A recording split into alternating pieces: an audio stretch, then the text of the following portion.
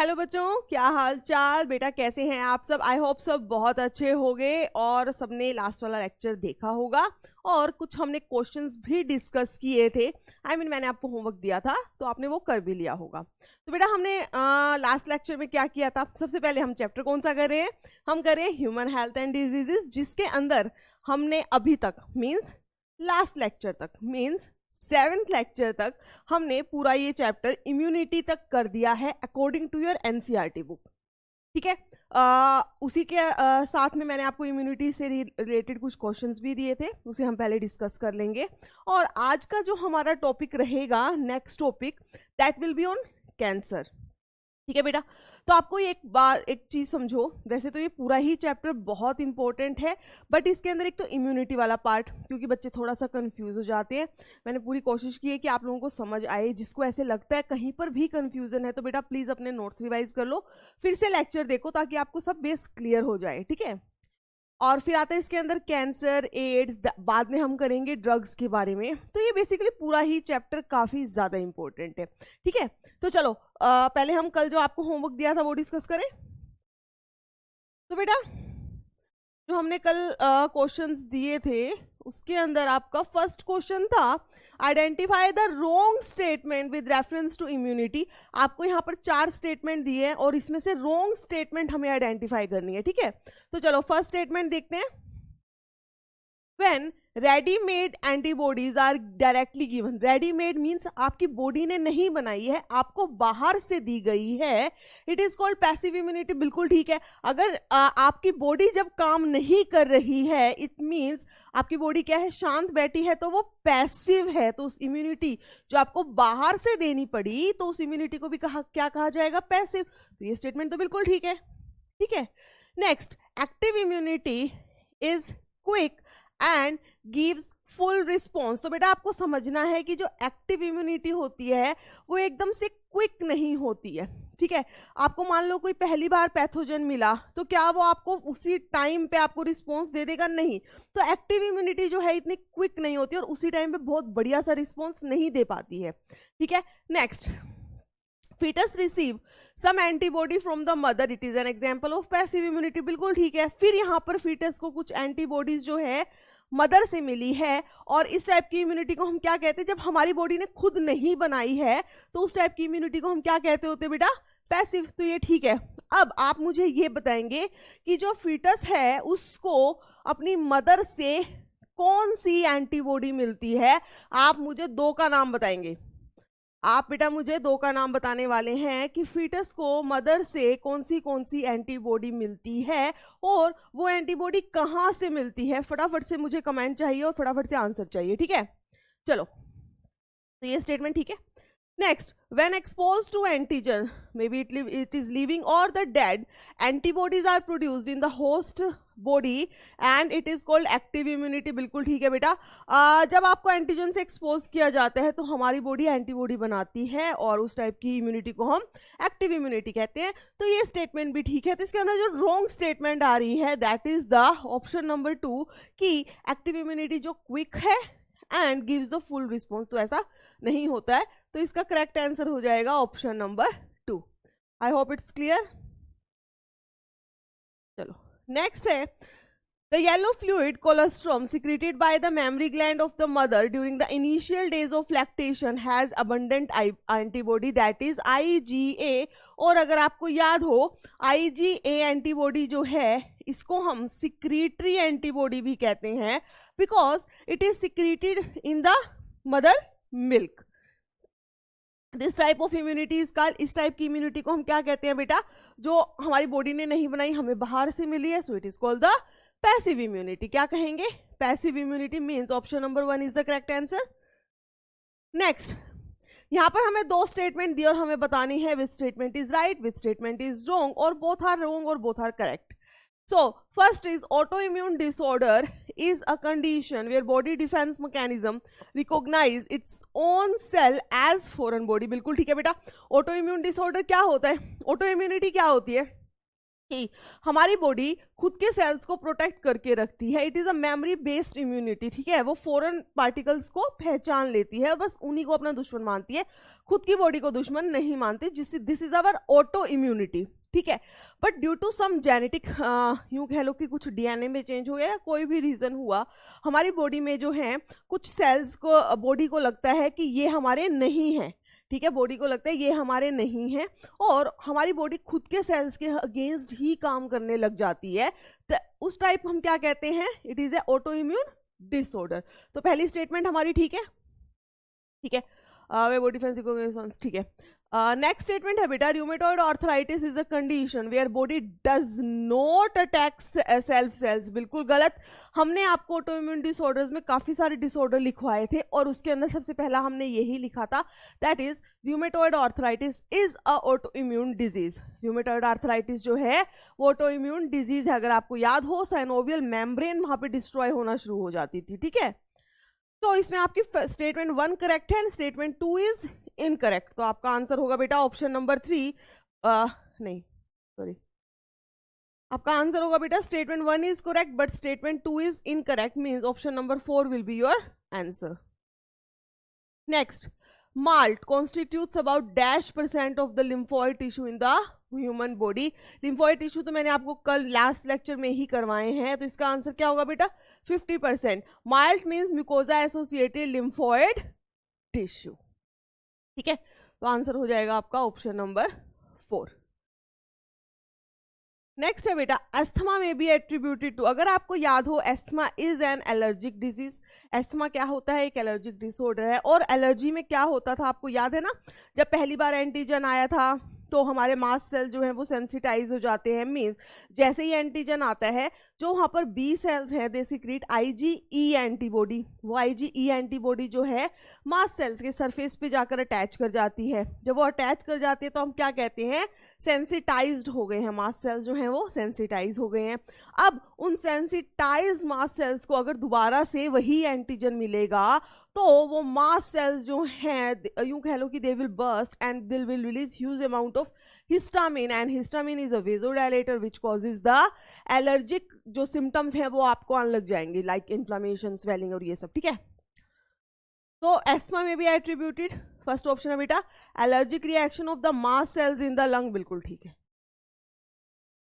ठीक है। तो इसका option number 1 will be the answer. Now next, in higher vertebrates the immune system can distinguish cells and non-self। if this property is lost, मतलब autoimmunity is lost due to genetic abnormality and it attacks self cells, then it leads to autoimmune disease, simple। Next, antivenom injection contains the preformed antibodies. आपको मैंने बताया था antivenom जिनके पास क्या होता है, anti serum होता है बेसिकली, उनके पास ऑलरेडी एंटीबॉडीज होती हैं, ठीक है। वाइल पोलियो ड्रॉप्स, जो कि पोलियो ड्रॉप्स होती हैं that are administered in the body contain. देखो एंटीवेनम इंजेक्शन जो है उसके पास तो प्रीफॉर्म्ड बॉडी एंटीबॉडीज है, मतलब पहले से एंटीबॉडी है, डायरेक्ट हमारी बॉडी को दी गई है ताकि जो रिस्पॉन्स है वो फटाफट से आए। बट पोलियो वैक्सीनेशन में हम क्या करते हैं, कोई एटीन्यूएटेड वीकेंड पैथोजन जो है बॉडी के अंदर देते हैं ताकि बॉडी धीरे धीरे उसके खिलाफ जो है मेमोरी सेल्स बना ले। याद आ रहा है, ठीक है। तो इसके अंदर क्या होगा बेटा कि पोलियो वाली वैक्सीन के पास क्या होता है, इट हैज एटीन्यूएटेड पैथोजेंस।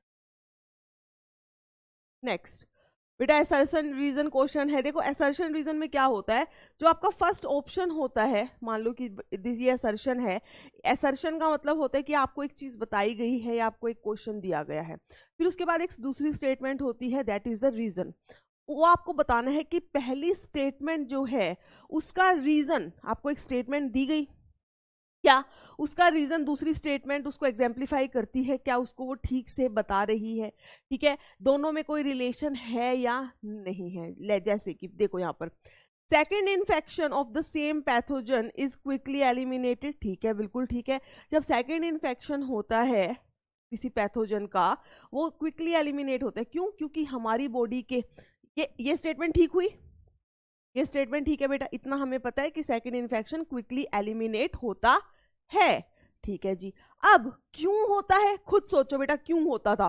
जब पहली बार एक वो एंटीजन, वो पैथोजन आया था, तब हमारी बॉडी इतना अच्छा रिस्पॉन्स नहीं दे पाई थी। बट सेकंड टाइम में जब वो पैथोजन आया तो हमारी बॉडी ने अच्छा रिस्पॉन्स दिया। क्यों? क्योंकि फर्स्ट टाइम के अंदर हमारी बॉडी ने बना लिए थे memory B cells, memory T cells. ठीक है, अब वो मेमोरी बी और टी सेल्स जो है दोबारा से जब वो पैथोजन आया उसको पहचान गए, और जैसे ही पहचाने तो कहते अब आओ हम तुम्हें बताते हैं। यही बात हुई थी हमारी। चलो ये क्या रीजन देते हैं वो देखते हैं। ये कहते हैं killer T cells becomes hyper activated and destroy extra cellular pathogen. नहीं बेटा, हम तो बात कर रहे हैं मेमोरी सेल्स की, ये बात कर रहे हैं किलर सेल्स की। So reason is not correct. Assertion ठीक था, ये असर्शन मतलब क्वेश्चन ठीक था, बिल्कुल सही कह रहे हैं कि वो सेकंड इन्फेक्शन जो है उसके अंदर क्विक इम्यून रिस्पॉन्स मिलता है। बट मिलता क्यों है? क्योंकि ऑलरेडी मेमोरी और memory B and T cell बन चुके हैं। बट ये बात कर रहे हैं किलर टी सेल्स की, हो तो करेक्ट एक्सप्लेनेशन नहीं हुई ना इसकी। ठीक है, तो आप क्या बोलोगे? Assertion is true but the reason is false, means option number 3 जो है इसका करेक्ट आंसर होगा। ठीक है, next, which of the following is mismatched with respect to the following events which occur in the life cycle? देखो बेटा, इसमें हमसे पूछा गया है, हमें 4 इवेंट दिया, हमसे पूछा है कि कौन सा करेक्ट एक्सप्लेनेशन नहीं है। चलो पढ़ लेते हैं। First one, erythrocytic साइजोगोनी। बेटा ये आ गया आपका मलेरिया के ऊपर। ठीक है, मलेरिया पे क्वेश्चन था। So the rupture of RBC, erythrocytic मतलब आरबीसी है। The rupture of RBC is associated with the release of a toxic substance hemozoin which is responsible for the chill and high fever. ये तो ठीक है, बिल्कुल ठीक है। नेक्स्ट है बेटा गैमेटोसाइट। याद है मेल एंड फीमेल गैमेटोसाइट्स कहाँ बनते थे? हमारी बॉडी के अंदर बनते हैं, हमारी आरबीसी में बनते हैं। ठीक है, sexual stages develop in the intestine of mosquito. नहीं, ये बनते जो गैमेटोसाइट हैं वो बनते ह्यूमन बॉडी में हैं, बाद में उनका जो फ्यूजन है गैमेटोसाइट्स का वो मस्कीटो में होता है। ठीक है, तो ये स्टेटमेंट तो गलत हो गई। Next, fertilisation. Fertilisation take place in the intestine stomach of the mosquito. ये ठीक है, गैमेटोसाइट जो है हमारे आरबीसी में बनते हैं, इनको मस्कीटो जब हमें बाइट करेगा वो लेकर जाएगा और उसके इंटेस्टाइन और स्टमक के अंदर जो है इन गैमेटोसाइट्स का फ्यूजन होता है, दैट इज फर्टिलाइजेशन होती है। Next, schizogony in liver cells, the parasite reproduce asexually in the liver cell bursting the cell and release the merozoites in the blood. बिल्कुल ठीक है बेटा, ये मैंने आपको बहुत अच्छे से करवाया था। और ये मीरोजोइड्स जो हैं ये जाकर आरबीसी को इन्फेक्ट करते हैं। याद आ गया? तो इसमें हमसे क्या पूछा था? मिसमैच स्टेटमेंट कौन सी है? So the mismatch statement is option number 2। I hope सबको क्लियर है बेटा। ठीक है, चलो। सो ये था आपका होमवर्क। मुझे ऐसा लगता है कि आप सबको ये क्वेश्चंस आ गए होंगे। काफ़ी बच्चों ने आंसर भी किया है और काफ़ी बच्चों ने वो आंसर भी ठीक किया था जो मैंने आपसे लास्ट में पूछा था कि प्राइमरी इम्यून रिस्पॉन्स में कौन सी एंटीबॉडी बनती है और सेकेंडरी में कौन सी मेन एंटीबॉडीज बनती हैं। वेरी गुड बेटा। ठीक है, तो चलो आज का लेक्चर स्टार्ट करें। तो आज हमारा टॉपिक रहेगा बेटा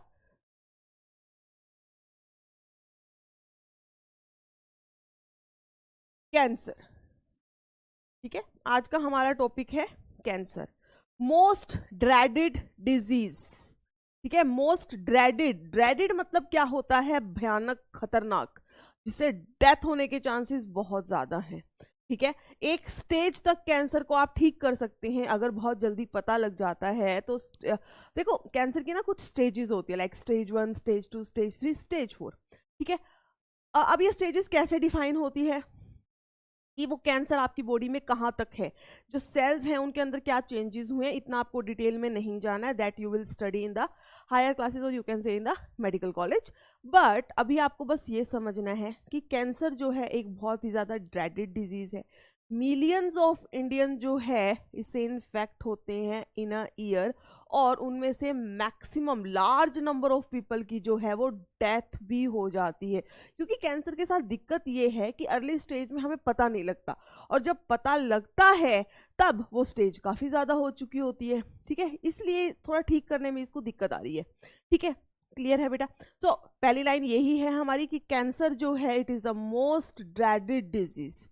ठीक है, तो इसमें आप लिख सकते हो कैंसर क्या है? It is the most dreaded disease of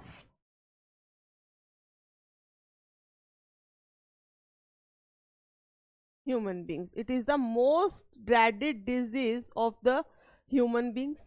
ठीक है, और मैंने आपको बताया मिलियंस ऑफ पीपल जो है they are affected by the cancer.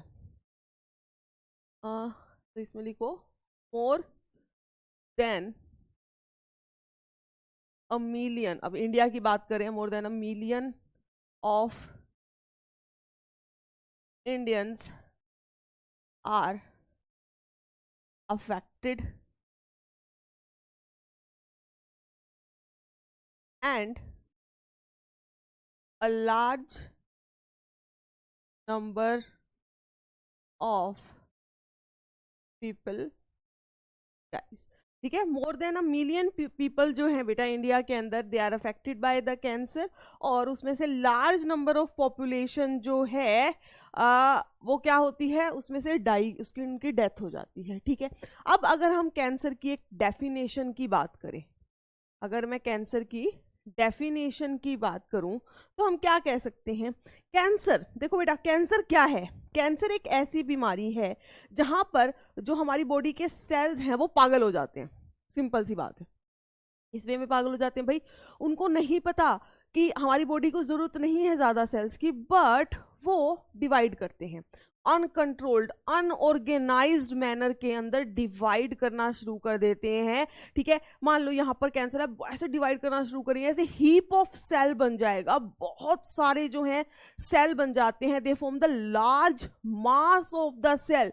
Normally हमारे सेल्स जो हैं ऐसे प्रेजेंट होंगे, बट मान लो कि इस सेल के अंदर ये बन गया कैंसरस, तो ये सेल पागल हो जाता है, ये ऐसे डिवाइड करना शुरू कर देगा. ठीक है, तो इसे हम क्या कहते हैं, ये बना देते हैं बेटा हीप ऑफ सेल्स, जिसको हम क्या कहते हैं, ट्यूमर. ठीक है, क्या बना देंगे बेटा, हीप या कह लो मास ऑफ सेल, जिसे कहते हैं ट्यूमर. ठीक है, क्लियर है ये बात. ठीक है, सो कैंसर क्या हुआ, it is unorganised and uncontrolled division of the cells. तो आप इसके अंदर लिख सकते हैं कि cancer is the uncontrolled, it is uncontrolled, unorganized and abnormal. Normal तो है नहीं ये, it is the uncontrolled, unorganized and abnormal growth of the cells. Growth कह लो या डिवीजन कह लो. ठीक है, इट इज अनकंट्रोल्ड अनऑर्गेनाइज्ड और the abnormal growth of cells forming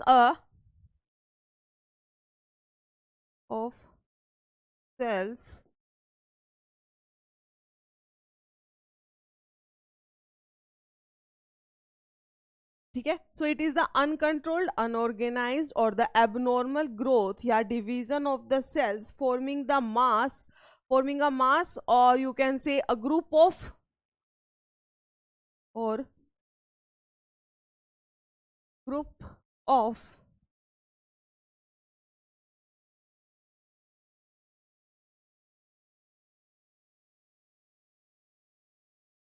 forming a mass or group of undifferentiated malignant cells, a mass or group of undifferentiated malignant cells called as neoplasm.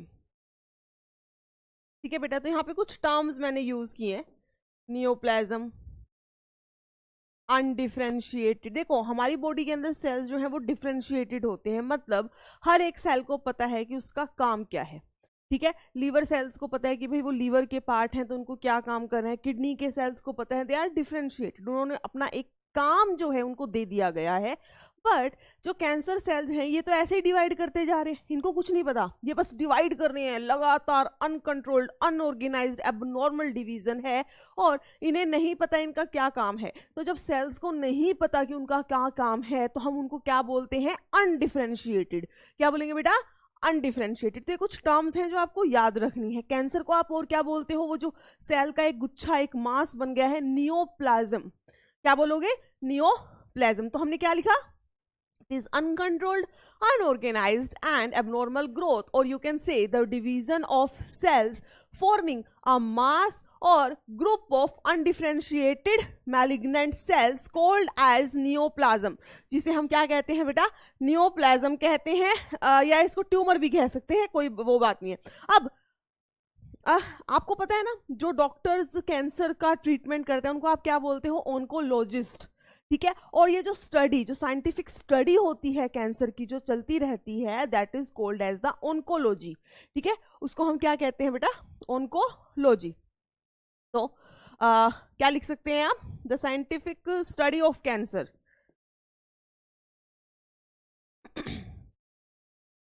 The scientific study of cancer known as oncology. ये कुछ terms होती हैं जो आपको पता होना चाहिए, ठीक है। थोड़ा अच्छा लगता है ना सुन के कि आप ऐसे एक बात करो, एक कैंसर स्पेशलिस्ट के पास जा रहे हो, नॉर्मल ऐसे बोलते हैं जब घर पे कभी बात हो जाए या किसी की बात हो, तो आप क्या बोलते हो, कैंसर स्पेशलिस्ट कौन है, आप क्या बोलोगे, ओंकोलॉजिस्ट। क्या बोलोगे, ओंकोलॉजिस्ट। तो आप थोड़े से अलग दिखोगे, अच्छे अच्छे सा लगेगा ना, घर वालों को भी लगेगा अरे वाह हमारा बेटा पढ़ता है, हमारी बेटी पढ़ती है, नहीं, ठीक है। तो साइंटिफिक स्टडी ऑफ कैंसर को हम क्या कहते हैं बेटा, ओंकोलॉजी कहते हैं। आई होप इतना क्लियर है, कैंसर समझ आ गया कि इसकी डेफिनेशन बेसिकली क्या होती है, ठीक है। अब अगर मैं बात करूं, एक हमारी ह्यूमन बॉडी, हमारी बॉडी लेते हैं, नॉर्मल सेल्स जो हैं हमारी बॉडी में, तो हमारी बॉडी में जो नॉर्मल सेल्स है, तो सेल्स की ग्रोथ और डिफरेंशिएशन जो है, it is highly regulated and monitored. हमारी बॉडी के अंदर सेल्स की ग्रोथ कब होनी है, डिवीजन कम होनी है, किसको क्या काम देना है, इट इज हाईली रेगुलेटेड, ठीक है। और साथ में हमारे पास एक प्रॉपर्टी होती है, that is known as the contact inhibition. Normal cells जो होते हैं बेटा, उनके पास एक प्रॉपर्टी होती है जिसे कहा जाता है कॉन्टैक्ट इनहिबिशन। अब कॉन्टैक्ट इनहिबिशन क्या होता है, मान लो, मैं दोबारा बताऊंगी बट एक बार फिर से समझ लो। मान लो कि ये सेल्स हैं, हमने कोई एक्सपेरिमेंट कर रहे हैं लैब के अंदर, एक पेट्री डिश होती है जहां पर आप कुछ न्यूट्रिएंट मीडियम वगैरह डाल देते हो, ठीक है, लैब के अंदर एक पेट्री डिश थी, उसके अंदर आपने कुछ सेल्स रखे और उनको न्यूट्रिशन प्रोवाइड किया गया, नॉर्मल सेल्स हैं, ठीक है। तो वो सेल्स डिवाइड करेंगे। अब ये सेल्स जो हैं कब तक डिवाइड करेंगे, मान लो ये सेल भी डिवाइड करे, ये भी डिवाइड करे, ये ऐसे बन गया। जैसे ही एक दूसरे के कांटेक्ट में आते हैं, इनकी डिवीजन बंद हो जाती है, ये अपने डिवीजन को रोक लेते हैं, इसके बाद ये डिवाइड नहीं करेंगे। This phenomena is known as the contact inhibition, जो नॉर्मल सेल्स में प्रेजेंट है। जो नॉर्मल, अभी मैं सिर्फ नॉर्मल सेल की बात कर रही हूँ, वो जो नॉर्मल सेल में प्रेजेंट है। सो नॉर्मल सेल्स जो हैं हमारी बॉडी के, उनके अंदर सेल की ग्रोथ और differentiation it is highly regulated. Similarly यहाँ पर हमारे पास एक फिनोमिना है, that is known as the contact inhibition, जिसे हम क्या कहते हैं बेटा, कॉन्टैक्ट इनहिबिशन कहते हैं, ठीक है। तो मैं बात कर रही हूँ ह्यूमन बींग्स में, ये जो नॉर्मल सेल्स हैं ह्यूमन बींग्स के अंदर बेटा, जो नॉर्मल सेल्स होते हैं वो क्या होती है, उनके अंदर नॉर्मल सेल्स जो होते हैं उनके अंदर सेल की growth and differentiation, cell growth and differentiation is highly regulated and controlled,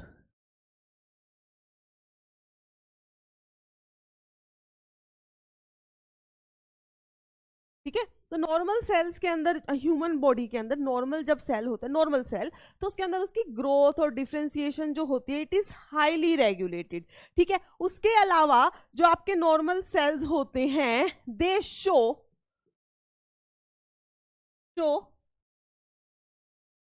contact inhibition. Normal cells जो होते हैं दे शो कॉन्टैक्ट इनहिबिशन। अब कॉन्टैक्ट इनहिबिशन तो मैंने आपको बता ही दिया, फिर से बना देते हैं, हमारा क्या जा रहा है, चलो मतलब कि ये एक पेट्री डिश थी, ठीक है, इसमें मैंने ये न्यूट्रिएंट मीडियम रख दिया था, यहाँ पर कुछ सेल्स थे, दीज वर द सेल्स, ठीक है। अब ये सेल सिर्फ तब तक ही डिवाइड कर सकते हैं जब तक ये एक दूसरे कांटेक्ट में आए। जैसे एक दूसरे कांटेक्ट में आते हैं ये डिवाइड करना बंद कर देते हैं, मतलब जैसे ही कांटेक्ट हुआ शांत। इसको हम कहते हैं contact inhibition and this property is only shows by the normal sales of the body. कौन शो करते हैं बेटा ये प्रॉपर्टी?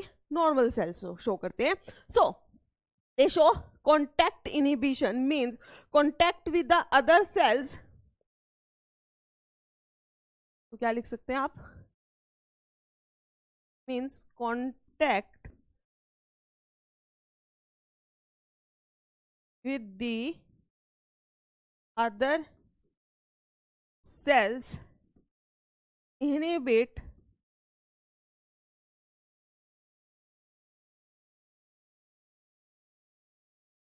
Uncontrolled growth. जैसे ही दूसरे सेल्स के साथ कांटेक्ट होता है तो उनकी अनकंट्रोल्ड ग्रोथ जो है उसको इनहिबिट किया जाता है, ठीक है। तो आपको एक बात और ये भी समझनी है कि जो आपके नॉर्मल सेल्स होते हैं उनका एक डेफिनेट लाइफ स्पैन होता है। They have a definite life span, ठीक है। कुछ दिनों की जिंदगी होती है उनकी, ठीक है, उसके बाद वो उनकी डेथ हो जाती है and they are replaced by the new cell. मतलब ये सारा फिनोमिना जो है it is highly controlled and regulated. ये सारा का सारा फिनोमिना जो है बेटा बिल्कुल कंट्रोल्ड वे में चल रहा है बॉडी के अंदर। जब आपकी बॉडी नॉर्मल है, सेल्स जो हैं वो सब के सब नॉर्मल है। सो ये हो गया सारा नॉर्मल सेल्स का फिनोमिना। अब हम बात करेंगे कैंसर सेल क्या करते हैं। भाई कैंसर सेल्स के अंदर ये जो ग्रोथ और डिफरेंशिएशन तो होती ही नहीं वहां पे, मैंने आपको बताया था, वर्ड याद रखना है।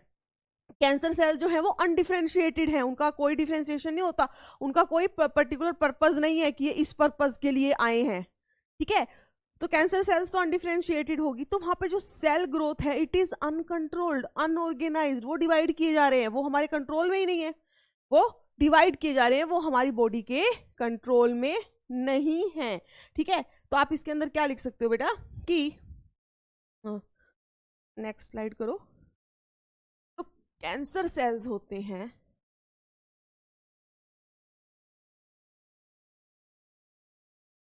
ठीक है। अगर हम अब कैंसर सेल्स की बात करें, सबसे पहले तो सबसे वही वाला point, they lost the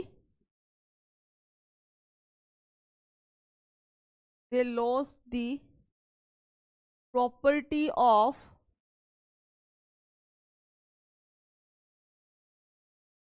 contact inhibition. बहुत ही इंपॉर्टेंट लाइन है, क्वेश्चन इस पर आ जाता है कि क्या कैंसर सेल्स के अंदर, ये PYQ है बेटा पहले बता रही हूँ, ठीक है, कि क्या कैंसर सेल्स के अंदर कॉन्टैक्ट इनहिबिशन होगा? जी नहीं होगा। मींस यहाँ पर मान लो फिर से वो पेट्री डिश थी, अब यहाँ पे हमने क्या लिया बेटा? न्यूट्रिएंट मीडियम ले लिया, ठीक है जी। यहाँ पे सेल डाले गए, दीज आर द सेल। ये सेल्स चाहे एक दूसरे के कांटेक्ट में आ जाए, इन्हें कोई फर्क नहीं पड़ रहा, ये अपना डिवाइड किए जा रहे हैं, ये इन्होंने ऐसे हीप बनाना शुरू कर दिया। तो these are the cancer cells. ये एक दूसरे के कांटेक्ट में आने पर ग्रोथ को नहीं रोकते हैं, they just go on dividing, इन्हें फर्क नहीं पड़ रहा किसी भी चीज से, so they just go on divided and this property is के हम क्या कह सकते हैं कि they have lost the property of the contact inhibition, ठीक है। सो हम क्या कह सकते हैं? They lost the property, hence cancerous cells they continue to divide। Cancerous cells जो होते हैं बेटा they just continue to divide. अब जब डिवाइड करते ही रहेंगे तो क्या बना देंगे? They give rise to the mass of the cell. वो क्या बन गया? Give rise to mass of cells, आप कह देते हो ट्यूमर, जिसे आप क्या कह देते हो बेटा कि वो ट्यूमर बन गया। इतनी बात क्लियर है, ठीक है। अब एक चीज फिर से, आपको कुछ पॉइंट्स हैं जो आपको याद रखने हैं। देखो अगर किसी सेल में कैंसर होनी है या किसी सेल को कैंसरस बनना है तो उसने अपने लिए भी कंडीशन लगाई हुई है। क्या कंडीशन? कैंसर सिर्फ उन्हीं सेल्स में हो सकता है जिनके पास एबिलिटी होती है डिवाइड करने की, जिनके पास एबिलिटी होती है डिवाइड करने की। जैसे इसमें एक बहुत अच्छा एग्जांपल है बेटा, जब आप नर्वस टिश्यू की बात करते हो तो वहां आप 2 टाइप के सेल्स पढ़ते हो कि नहीं? पढ़ा है ना सबने। एक होते हैं आपके नर्व सेल्स, ठीक है, which are the structural and functional unit of your nervous system. दूसरे होते हैं न्यूरोग्लायल सेल्स, जो कि क्या होते हैं, they just protect and provide nourishment to the main nerve cells. अब जो आपका नर्व सेल है बेटा, वहां कैंसर नहीं हो सकती क्योंकि नर्व सेल्स के पास कोई एबिलिटी नहीं है डिवाइड करने की। आप जब पैदा हुए उस टाइम पे आपके पास जितने नर्व सेल है पूरी जिंदगी उतने ही रहेंगे, बढ़ नहीं सकते। बट वहीं जो न्यूरोग्लायल सेल्स हैं, they have the ability to divide, तो वहां कैंसर हो सकता है। अब नर्व सेल्स जो हैं वो डिवाइड क्यों नहीं कर सकते? क्योंकि उनके पास सेंट्रियोल नहीं है। क्या नहीं होता बेटा? सेंट्रियोल। और जब किसी सेल के पास सेंट्रियोल नहीं होगा तो वो डिवाइड नहीं कर पाएगा। ये बात आई समझ में? ठीक है। सो कैंसर होने के लिए कुछ कंडीशंस हैं। क्या? Cancer occur only in the cells, cancer occur only in the cells which have ability to divide। ठीक है, जिन सेल्स के पास डिवाइड करने की एबिलिटी है कैंसर सिर्फ उन्हीं में होगा। अब एक पॉइंट यहां पे लिख लो, cells which do not have centriole can not divide. जिन सेल्स के पास सेंट्रियोल नहीं होता वो डिवाइड नहीं कर सकते। तो एक हो गया ये। दूसरा ये होता है बेटा, कैंसर जो है it occur in the nucleated cells. वो सेल्स जिनके पास न्यूक्लियस है बस वहीं कैंसर हो सकता है।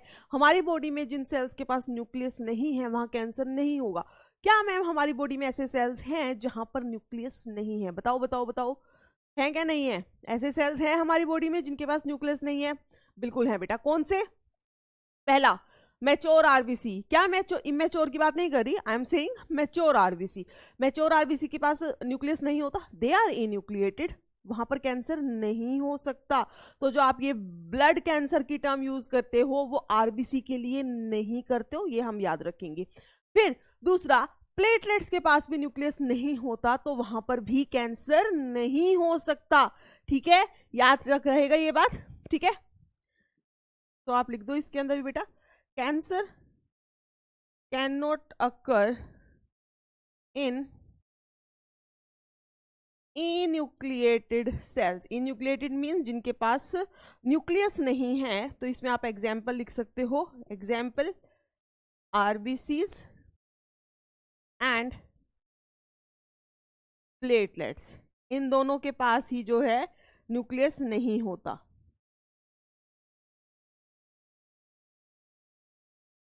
No nucleus no cancer. Nucleus नहीं है तो कैंसर भी नहीं है, सिंपल। ठीक है बेटा, ये 2 पॉइंट याद रखोगे तो कैंसर जो है उन सेल में होता है जिनके पास एबिलिटी होती है डिवाइड करने की, और जो साथ में क्या होते हैं, जिनके पास न्यूक्लियस होता है। जिन भी सेल्स के पास न्यूक्लियस नहीं होगा वो सेल्स डिवाइड नहीं कर सकते हैं। ठीक है, क्लियर है इतनी बात? अब एक चीज और याद रखो, एक चीज बताती हूँ मैं आपको, टीलोमियर।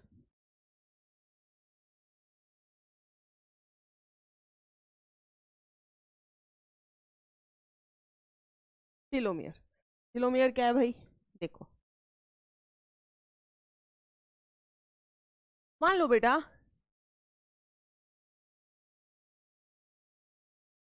ये मैंने एक क्रोमोसोम बनाया, ठीक है, और क्रोमोसोम के एंड पर दिख रहा है मैंने कुछ ऐसे पिंक कलर का कर दिया, दिख रहा है? ठीक है, ये क्रोमोसोम है, इसके एंड पर मैंने कुछ पिंक कलर का कर दिया। ये जो पार्ट है दिस इज टीलोमियर। ये जो पार्ट है बेटा, ये क्रोमोसोम के एंड पर जो एक पार्ट है इसको हम कहते हैं टीलोमियर। क्या है ये? टीलोमियर है। अब ये जो टीलोमियर है ये बेसिकली क्या है, ये एक डीएनए सीक्वेंस है। कैसी DNA sequence? Repetitive DNA sequence है, ठीक है। Telomere is basically a repetitive DNA sequence at the ends, यही लिख देते हैं। सो टीलोमियर के बारे में हम क्या लिख सकते हैं? It is the repetitive DNA sequence present at the end of chromosome.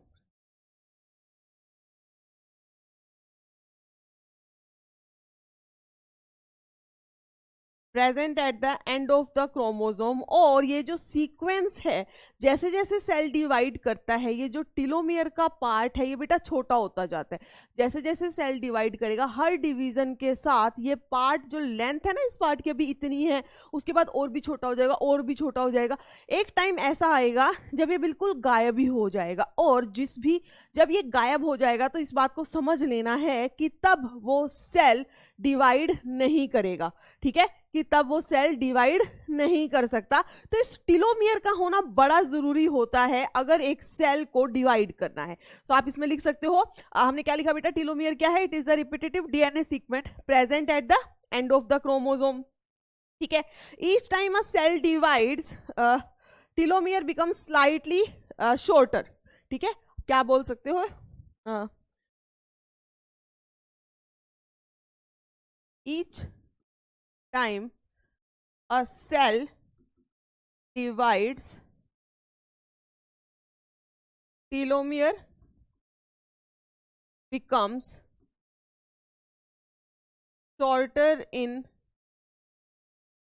length and ultimately after some divisions, mainly कितनी डिवीजन बेटा? अराउंड हम 50 लेकर चलते हैं कि एक सेल जो है 50 बार ही डिवाइड कर सकता है, उसके बाद उसका टीलोमियर ही खत्म हो जाता है। And ultimately after some division this telomere disappears and now a cell cannot divide. अब वो सेल जो है डिवाइड नहीं कर सकता। अब जब सेल डिवाइड नहीं कर सकेगा, जब तक उसको काम करना है वो करेगा, ठीक है, और उसके बाद वो उसकी मर जाएगी। Cell can not divide and dies. Cell की जो डेथ होती है बेटा, इसको हम कहते हैं apoptosis. Apoptosis basically is the programmed cell death. जब एक बिल्कुल अच्छे तरीके से, सिर्फ ऐसे ही नहीं कि कुछ भी उन्होंने किया और उसकी डेथ हो गई सेल की, नहीं, it is a highly controlled program cell death, कि जब उसके पास टीलोमियर नहीं है और उसने जब काम करना था कर लिया, जब उसमें सेनेसेंस आई, ओल्ड एज हुआ, ओल्ड हुआ, उसने काम करने बंद किए, तो उनकी, हमारी बॉडी ही उनको क्या कर देती है? उनकी डेथ कर देती है। हमारी बॉडी जो सेल्स होते हैं उनके अंदर लाइसोसोम्स होते हैं। अगर आपको याद हो तो लाइसोसोम्स क्या होते हैं? सुसाइडल बैग, वो खुद ही अपने सेल को खा जाते हैं, ठीक है बेटा, इतनी बात क्लियर है। तो क्या होता है? डीएनए के एंड पर जो है टीलोमियर प्रेजेंट है, और जैसे जैसे डिवीजन होती है वैसे वैसे ये टीलोमियर की लेंथ कम होती है। जब ये टीलोमियर बिल्कुल खत्म हो जाता है तो सेल डिवाइड भी नहीं करता है। तो सेल जो है बेटा डिवाइड भी नहीं करता है। अब अगर सेल ऐसा कुछ है तो समझो कि कैंसर सेल तो बहुत ज्यादा डिवाइड कर रहे हैं, इतनी ज्यादा उनकी अनकंट्रोल्ड ग्रोथ है, तो कैंसर सेल क्यों डिवाइड कर रहे हैं? उनका भी तो टीलोमियर खत्म होता होगा। बट कैंसर सेल्स के पास प्रेजेंट होता है एक एंजाइम, दैट इज टेलोमरेज, ठीक है, देख लो। Cancer cells have an enzyme, एक एंजाइम है उनके पास जिसे हम कहते हैं telomerase, which maintains the telomere, जो कि टीलोमियर को मेंटेन करके रखता है, and hence cells show uncontrolled infinite division.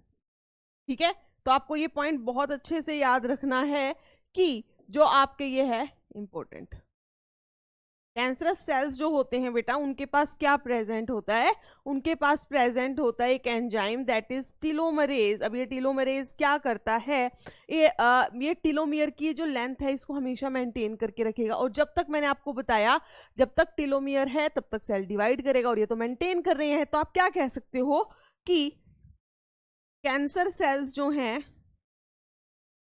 They are immortal, ये अमर हो गए हैं, ये नहीं मरेंगे, ये अपने आप तो मरने से रहे, आप किसी तरीके से उनको मार दो that is a different thing, but ये अमर हैं, ये अपने आप में अमर हैं, इनको तुम ना छेड़ो, ये डिवाइड करते जाएंगे। ठीक है, क्लियर है बेटा, इतनी बात क्लियर है। सो ये कुछ हमने कैंसर सेल्स की प्रॉपर्टी की, क्या एक तो ये कॉन्टैक्ट इनहिबिशन को लॉस कर देते हैं, फिर मैंने आपको कुछ दो इंपॉर्टेंट पॉइंट बताए, फिर हमने किया कि इनके पास क्या होता है, टीलोमियर प्रेजेंट होता है। ठीक है, क्या प्रेजेंट होता है, टीलोमियर। अब एक तो वर्ड टर्म्स हैं बेसिकली वो देखो, एक टर्म होती है बेटा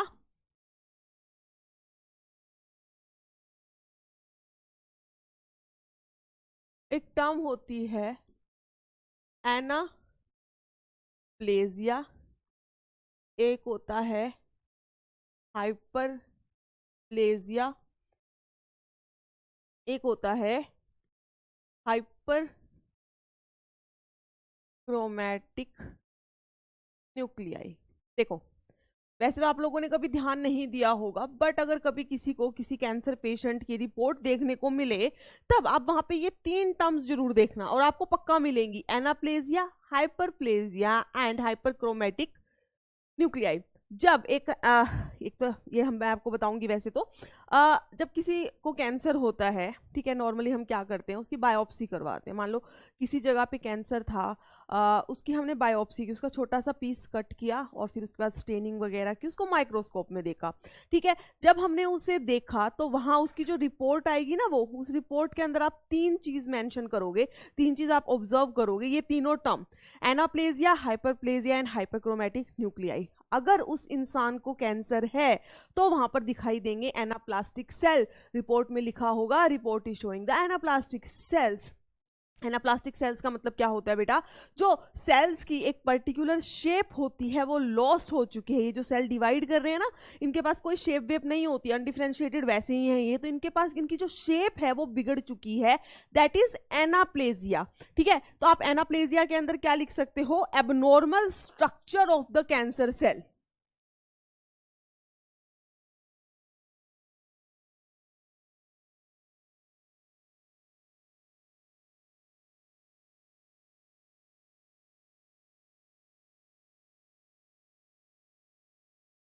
ठीक है, क्लियर। हाइपरप्लेजिया का मतलब क्या होता है, बहुत सारे सेल्स देखने को मिलेंगे, increase in the number of cell. Hyperplasia मतलब होता है बेटा increase in number of cells, cells का जो नंबर है वो इंक्रीज हो चुका है, increase in the number of the cells. Hyperchromatic nuclei, देखो आप एक नॉर्मल सेल को जो है किसी एक डाई से स्टेन करो, एक कैंसर सेल को स्टेन करो, तो कैंसर सेल्स का जो न्यूक्लियस है वो हाईली स्टेन्ड होता है, ठीक है, डार्कली स्टेन्ड होता है। ठीक है, so that is hyperchromatic nuclei. ठीक है, तो आप क्या लिखोगे, cancer cells nucleus is darkly stained. क्या होता है बेटा, वो डार्कली स्टेन्ड होता है। ये तो तीन टर्म आपको याद रखनी है, एनाप्लेजिया, हाइपरप्लेजिया एंड हाइपरक्रोमैटिक न्यूक्लियाई। बहुत ही इंपॉर्टेंट सी टर्म है, नॉर्मल जब भी आप किसी रिपोर्ट को देखेंगे तो ये आपको देखने को मिल जाएगी, और जिसको इनका मतलब पता होगा ना उसको पता चल जाएगा कि इस बायोप्सी रिपोर्ट में क्या लिखा हुआ है। देखो आज ही तुम डॉक्टर बन गए आधे। ठीक है, सो एनाप्लेजिया, हाइपरप्लेजिया एंड हाइपरक्रोमैटिक न्यूक्लियाई। ठीक है बेटा, अब इसके बाद हम करते हैं कि जो ट्यूमर्स हैं उनकी दो टाइप्स होती हैं। ठीक है, कि जो ट्यूमर्स होते हैं बेटा, ट्यूमर्स जो हैं वो 2 टाइप्स के होते हैं. Tumours are of two types. One is the benign tumor and one is the malignant tumor.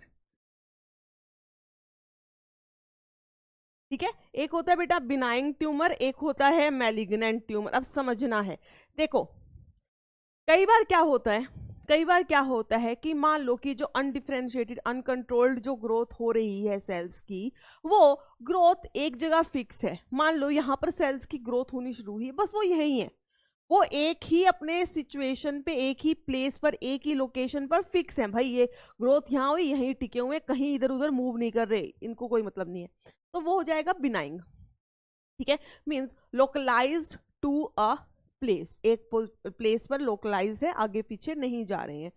But malignant का मतलब क्या होता है बेटा कि मान लो यहां पर ग्रोथ होनी शुरू हुई और यहां से कुछ सेल्स स्लफ ऑफ हो गए. स्लफ ऑफ मतलब यहां से इनसे हट गए, इनसे दूर हो गए और ब्लड के थ्रू या आपके लिम्फेटिक वेसल्स के थ्रू किसी और बॉडी पार्ट में गए और वहां जाके ग्रोथ करने लग गए. यहां थे, यहां आ गए, यहां ग्रोथ की, यहां से घूम फिर कर फिर यहां आ गए, यहां ग्रोथ करने लगी. That is malignant and it is very dangerous. जब मैलिग्नेंट हो जाएगा cancer, then it becomes very very dangerous. ठीक है, तो बिनाइन के अंदर हम क्या लिख सकते हैं कि जो मास ऑफ सेल है it is localised to a position. हम क्या बोलेंगे बेटा, it remains confined to the original position. Remains confined to the original position. It remains confined to the original position. ये अपनी original position पर जो है अभी confined है, वहां पर रुका हुआ है. ठीक है, it do not spread to other body part. Do not spread to other body parts. दूसरे पार्ट्स पर जो है वो अभी स्प्रेड नहीं कर रहा है, घूम फिर ये नहीं रहा है. एंड इट ऑफ कोर्स जब घूमेगा नहीं तो ये कम डैमेज करेगा. It causes little damage. जो जहां पर है, जिस जगह पर हुआ है वहीं पर अटका हुआ है, वहीं पर लोकलाइज्ड है, इधर उधर नहीं घूम रहा है, तो डैमेज सिर्फ वहीं होगा. तो उसको हम कहेंगे चलो फिर भी थोड़ा लिटिल डैमेज है, कंपैरेटिवली मैलिग्नेंट के कम डैमेज है. ठीक है, और मैलिग्नेंट ट्यूमर क्या होता है बेसिकली, हम इसको बोलते हैं it is the mass of proliferating cells. ठीक है, मैलिग्नेंट ट्यूमर जो है बेटा इसको हम क्या बोल देते हैं, it is the mass of proliferating cells.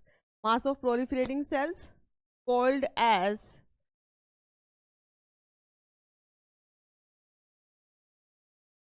neoplasm.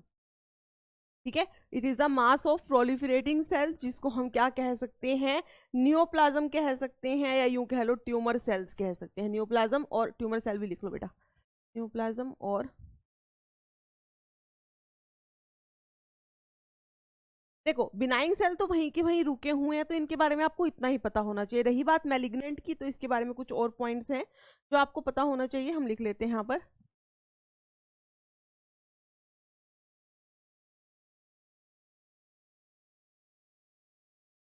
ठीक है, जो मैलिग्नेंट के बारे में कुछ और पॉइंट्स आपको पता होने चाहिए, हम लिख लेते हैं बेटा. मैलिग्नेंट अगर ट्यूमर है, सो सेल्स जो हैं they just grow rapidly and they sloughed off. ठीक है, यहां पर आप क्या लिखोगे कि सेल्स जो होते हैं they grow very rapidly. Cells जो हैं यहां पे बेटा they grow very rapidly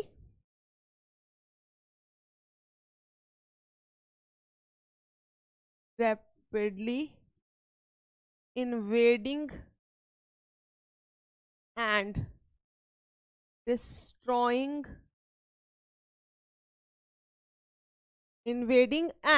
destroying the normal tissue. Simple सी बात है बेटा, सेल की ग्रोथ ही. एक तो देखो बिनाइन है, वो सेल्स ये थे, ये ऐसे, अभी मैं पूरा बताऊंगी आपको, बाद में समझ आएगा, वो बस यहीं पर है. बट जो आपके ये वाले सेल्स हैं, जो आपके मैलिग्नेंट हो गए हैं सेल, ये कहीं पर भी जा रहे हैं, इनको कुछ नहीं पता, ये कहीं पर भी जा रहे हैं, कुछ टूट गए हैं वो ब्लड वेसल के थ्रू आगे आगे कहीं पर भी चले जाएंगे, ठीक है। So these are the two types of the tumour, एक होता है मैलिग्नेंट और एक होता है benign. Malignant means localise to a position, they do not spread, और वहां से जो डिस्ट्रक्शन है टिश्यू का वो भी कम हो रहा है। बट जो मैलिग्नेंट सेल्स होते हैं they grow very rapidly, invading the end destroying the adjacent tissue. कैसे? अब ये जो एडजेसेंट टिश्यू है, देखो अब जब सेल को डिवाइड करना है, सेल को अगर डिवाइड करना है तो उसको एनर्जी चाहिए, उसको न्यूट्रिशन चाहिए, उसको बहुत सारा ऑक्सीजन चाहिए, सब कुछ चाहिए। कहाँ से लेता है? वो जो आसपास के सेल्स हैं उनका न्यूट्रिशन भी खुद ले लेता है। तो साथ वाले सेल्स जो है वो तो स्टार्व हो जाते हैं, वो भूखे मरते हैं, और जब उनको इतनी भूख लगेगी, उनको खाना नहीं मिल रहा, तो अल्टीमेटली वो क्या हो जाएगी, उनकी डेथ हो जाएगी। Means malignant cells, they are destroying the normal cells by starving them, by उनको starving them मतलब उनको भूखा रखकर, क्योंकि उनका न्यूट्रिशन तो ये कैंसर सेल खाई जा रहे हैं। समझ आ रही है बात? ठीक है। सो जैसे क्योंकि ये सेल्स जो हैं they are actively dividing and growing, अब क्या लिख सकते हो? As the malignant cells are actively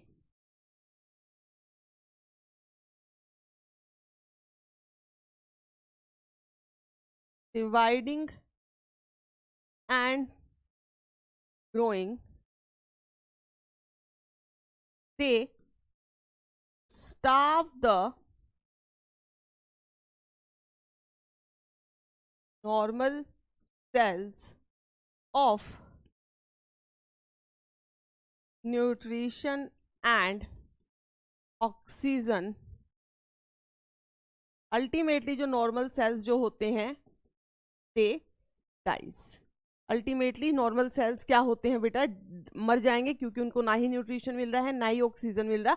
उनका न्यूट्रिशन और ऑक्सीजन जो है वो कैंसर सेल जो है उनका लिए जा रहे हैं, उनको कुछ नहीं मिल पा रहा है, ठीक है। अब कैंसर सेल्स जो है बेटा एक और प्रॉपर्टी शो करते हैं, यहां पर आप सिर्फ लिखो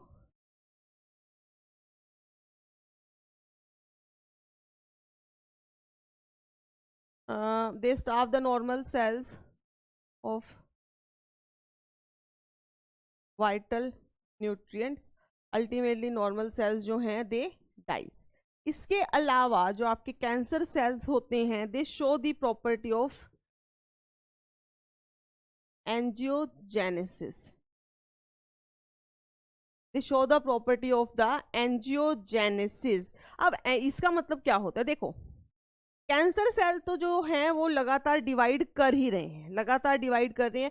एक टाइम के लिए उन्होंने न्यूट्रिशन ले लिया अपने एडजेसेंट सेल से, उनको मार वार दिया, उनसे ले लिया, उनको भूखा मार दिया ना, जब वो मर गए हैं। लेकिन इन सेल्स, ये तो सेल अभी भी डिवाइड किए जा रहे हैं, तो रुक ही नहीं रहे, इनको अभी भी और न्यूट्रिशन चाहिए। तो इनके पास एक प्रॉपर्टी होती है, कैंसर सेल्स के पास एक प्रॉपर्टी होती है बेटा, दे शो एंजियोजेनेसिस। मींस दे, ये जो कैंसर सेल होते हैं दे इंड्यूस द, कुछ ये फैक्टर्स रिलीज करते हैं which induces the formation of blood cells. ये जो मास, जो पूरा कैंसर सेल का एक गुच्छा सा बना हुआ है ना, ये अपने खुद की नई ब्लड वेसल बना के बैठ जाता है, और इन ब्लड वेसल में ऑफ कोर्स क्या आएगा? ब्लड आएगा, उस ब्लड के साथ न्यूट्रिशन आएगा, ऑक्सीजन आएगा, जो ये यूज कर लेता है। So cancer cells they have the property of inducing the formation of new blood vessels, that is process is known as the angiogenesis, ठीक है। सो हम इसमें क्या लिख सकते हैं? The property of the cancer cell to induce the formation of new blood vessels, the property of cancer cells to induce the formation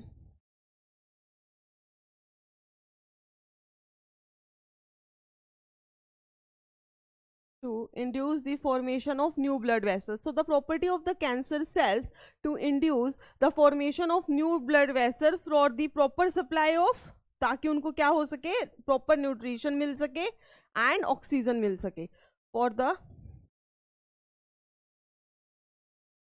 proper supply of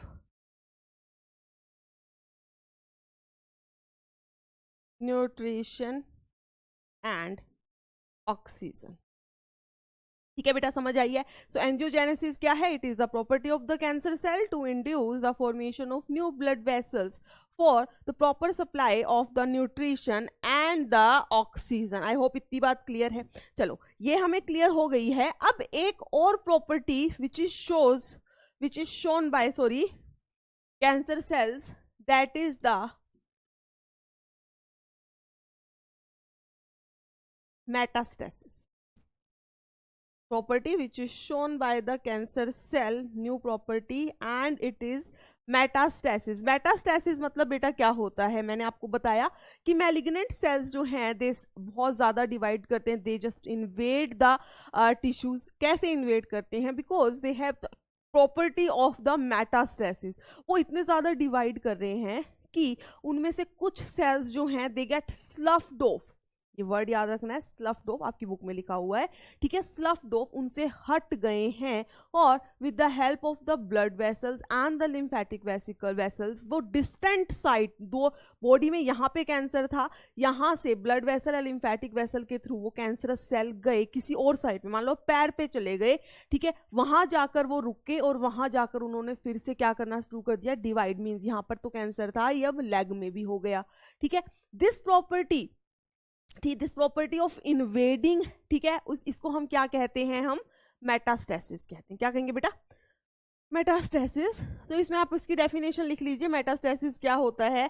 sales जो हैं they sloughed off the malignant tumours. Cells बेटा, cells sloughed off the malignant tumours. Cells जो हैं they just sloughed off the malignant tumours, sloughed off, reaches the distant sites, distant मतलब किसी और दूसरी जगह, दूर, reaches the distant site through blood और lymphatic vessels, थ्रू ब्लड और लिम्फेटिक वेसल्स। ठीक है, सेल्स पहले वहां से दूर हुए इस मैलिग्नेंट सेल से, स्लफ ऑफ मतलब उसे टूट गए और दूसरी साइट पर चले गए, और जहां पर भी ये लॉज होंगे, लॉज मतलब ये देखो बुक में लाइन लिखी हुई है, wherever they get lodge they start dividing. मान लो यहां पर पहले कैंसर सेल्स थे, ये बहुत सारे सेल्स थे, इनमें से कुछ सेल टूटे, ठीक है, यहां आ गए, यहां पर आकर डिवाइड करना शुरू कर देंगे। ठीक है, ये जो प्रोसेस थी ना बेटा यहां से लेकर यहां आने की, और यहां आएंगे कैसे? With the help of the blood vessel और द लिम्फेटिक वेसल। यहां आए, यहां पर रुक गए, लॉज हुए मतलब वहां बैठ गए, और यहां पर भी उन्होंने डिवाइड करना शुरू कर दिया। This process is known as the metastasis. तो इसमें आप लिख सकते हो wherever they get lodged, wherever they get lodged, जहां पर भी ये रुकेंगे वो क्या करेंगे? डिवाइड करना शुरू कर देंगे। wherever they get lodged they divides and forms the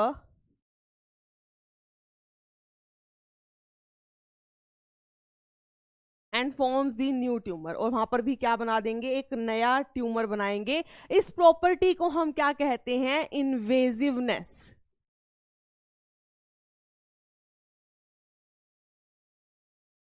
invasive है, ये इन्वेड कर रहे हैं आपकी बॉडी को।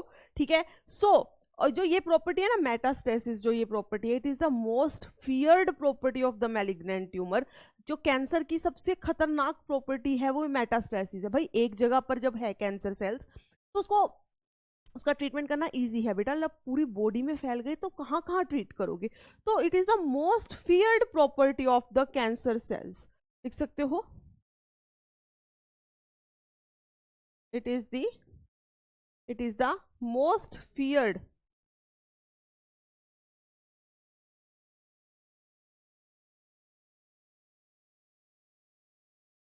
It is the most feared property of malignant tumour. याद है ना, मैलिग्नेंट ट्यूमर ही मेटास्टेसिस शो करेंगे, बिनाइन ट्यूमर नहीं करेंगे। इतनी बात क्लियर बेटा? इतनी बात क्लियर है? ये कुछ मेन इंपॉर्टेंट टर्म्स हैं जो आपको पता होना चाहिए, ठीक है। देखो, कैंसर में आपका वैसे तो बहुत थोड़ा ही पोर्शन होगा, अगर आप बुक के हिसाब से चलो तो कुछ है भी नहीं, ठीक है। बट कुछ चीजें हैं जो आपको पता होनी चाहिए ना भाई, सेल कैसे डिवाइड करें, क्या प्रॉपर्टीज हैं, रिपोर्ट्स में क्या लिखा आता है, ठीक है।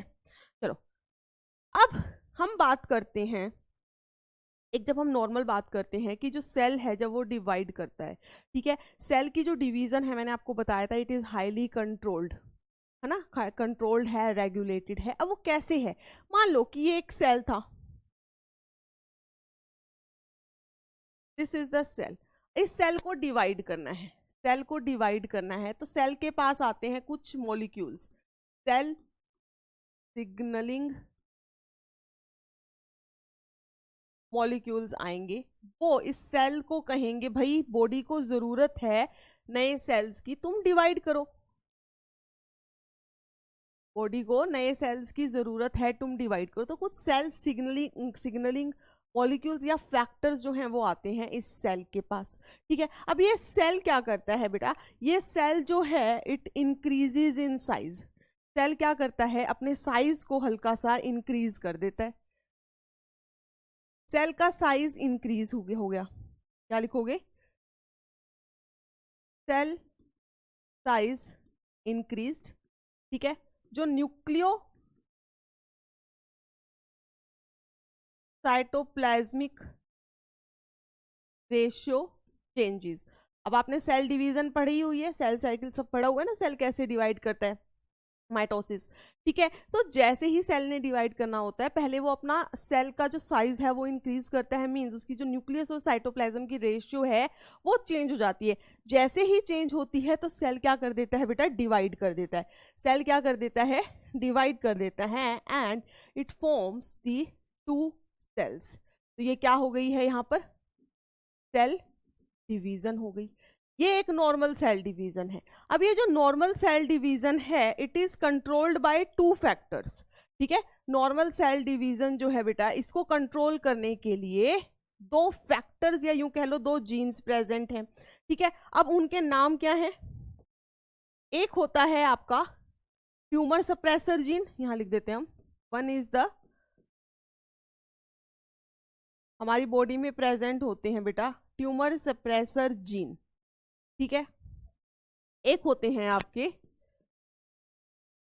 प्रोटो ओन्कोजीन, ठीक है। एक होता है बेटा प्रोटो ओन्कोजीन, या आप इनको बोलते हो सेल्यूलर ओन्कोजीन्स,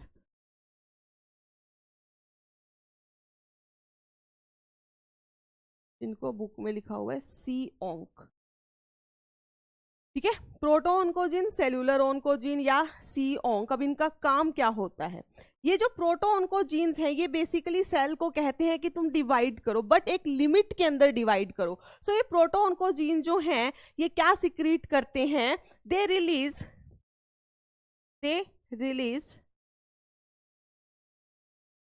ग्रोथ रेगुलेशन फैक्टर्स, ठीक है। जो प्रोटो ओन्कोजीन्स हैं बेटा, they releases the growth regulation factor, they also releases the cell signalling molecules, या आप कह सकते हो फैक्टर्स, ये भी यही रिलीज करते हैं। और जो सेल का मेटाबॉलिज्म है उसको भी कंट्रोल करने में हेल्प करते हैं, they also control cell metabolism. तो ये बेसिकली क्या करते हैं, इनका पॉजिटिव इफेक्ट होता है, ये सेल को डिवाइड करवाते हैं। नॉर्मल जब सेल डिवीजन करनी है, नॉर्मली ये दोनों ये मतलब ये एक्टिव रहते हैं और सेल को डिवाइड करवाते हैं, ठीक है। बट जो आपका ट्यूमर सप्रेसर जीन होते हैं बेसिकली बेटा, ये क्या होते हैं? They are the check point,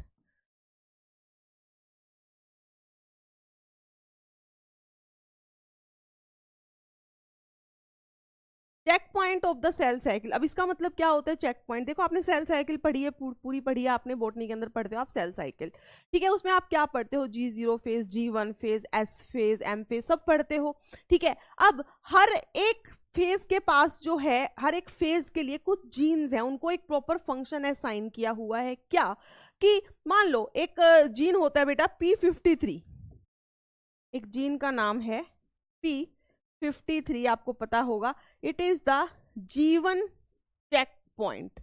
ये क्या होता है बेटा? G1 चेक पॉइंट है। मींस मान लो कि जब एक सेल जो है G1 फेज में आया, अब वहां पर ये देखा गया, ये जो जीन है ये इंस्पेक्ट करता है अच्छे से, क्या ये सेल ठीक है, क्या इसकी शेप ठीक है, क्या ये एनाप्लास्टिक तो नहीं है, हाइपरक्रोमेटिक न्यूक्लियाई तो नहीं। अगर उसको ऐसा कुछ दिखता है, अगर उसको ऐसा कुछ दिखे कि भाई कुछ गड़बड़ है, तो वहीं पर उस सेल को वो मार देता है, उसकी डिवीजन नहीं होने देता आगे। तो ये आपके चेक पॉइंट है। जैसे आप कहीं रास्ते में जाते हो तो बीच में आपको चेक पॉइंट्स मिलते हैं ना, जहाँ पुलिस खड़ी होती है, कुछ गड़बड़ दिखती है तो पुलिस गाड़ी को आगे नहीं जाने देती। वैसे ही ये जो जीन्स हैं, they are the check points at the different level of the cell cycle.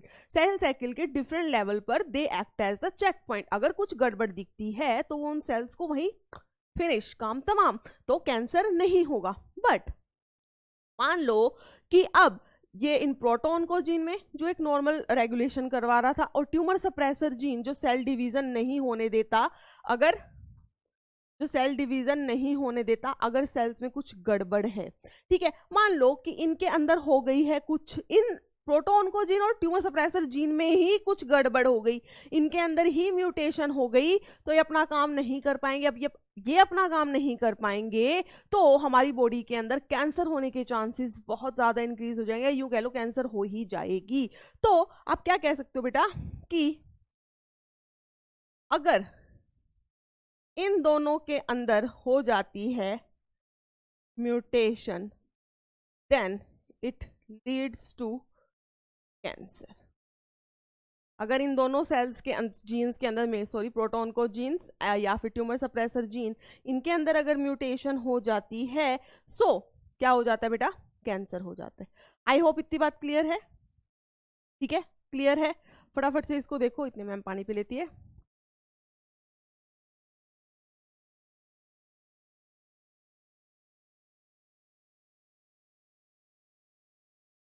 ठीक है बेटा, चलो अब हम बात करते हैं, अभी धीरे से हम कैंसर कैंसर कर रहे हैं, तो हम कह रहे हैं भी म्यूटेशन हो गया, ये हो गया, वो हो गया, तो किस कारण म्यूटेशन होती है? So the next is the causes of cancer. What are the causes of cancer?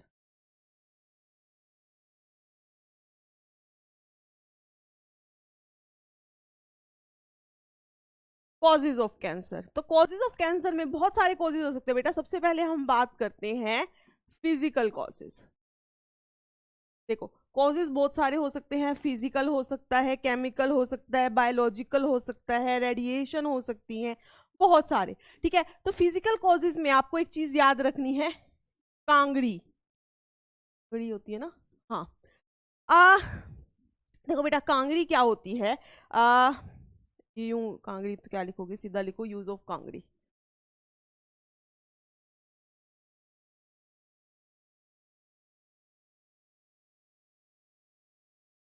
देखो बेटा हिमालयन पीपल, जहाँ पर बहुत ज्यादा ठंड पड़ती है, तो वहाँ के लोग क्या करते हैं, एक मतलब मिट्टी का बर्तन टाइप्स कुछ होता है, उसको उसके अंदर गर्म राख वगैरह भरकर वो क्या करते हैं, अपने साइड में ऐसे लटका लेते हैं या कहीं चलते हैं, तो कि उनकी बॉडी गर्म रही। बट एक समझने की बात ये है, जब आपकी बॉडी को एक जगह पर बार बार एक ही जगह पर आपको क्या किया जाए, वहां पर आपको एक स्टिमुलेट किया जाए, तो आपके सेल्स जो हैं वो क्या हो जाते हैं, वो उनको दिक्कत हो जाती है और वो क्या बन जाते हैं, कैंसर में कन्वर्ट हो जाते हैं। इसका एक बेस्ट एग्जांपल बताती हूँ। मान लो आपका कोई टूथ है, आपका कोई टूथ है, थोड़ा स्पाइनी हो गया है, थोड़ा तीखा सा हो गया है, ठीक है। अब जब वो तीखा सा हो जाता है तो होता क्या है, वो बार बार कहीं ना कहीं आपके टंग पे टच करेगा या म्यूकोजा गाल पर टच करेगा अंदर, आप ध्यान नहीं दे रहे, बट वो उसने उन सेल्स को इतना स्टिमुलेट कर दिया, इतना दुखी कर दिया कि सेल्स कहते हैं मैं बन रहा हूं अब कैंसरस। समझ रहे हो? तो फिजिकल मतलब होता है आप एक चीज को इतना यूज कर रहे हो कि आपके सेल्स ही दुखी हो जा रहे हैं और वो कैंसरस बन जा रहे हैं, ठीक है? सो फिजिकल कॉजेज में like use of the Kangri आप लिख सकते हो। जो लोग पान ये वगैरह सब खाते हैं ना, जिसको हम कहते हैं betel and tobacco chewing, betel and tobacco chewing, ठीक है? सिमिलरली अब इसके अंदर आप दूसरा लिख सकते हो बेटा केमिकल कॉजेज, कुछ केमिकल्स की वजह से जो है कैंसर का हो जाना, क्या कुछ केमिकल के यूज की वजह से कैंसर का हो जाना, दैट इज कार्सिनो, जैसे कि like carcinogen present in smoke, वो आपको पता ही है कौन सा, मेनली निकोटीन,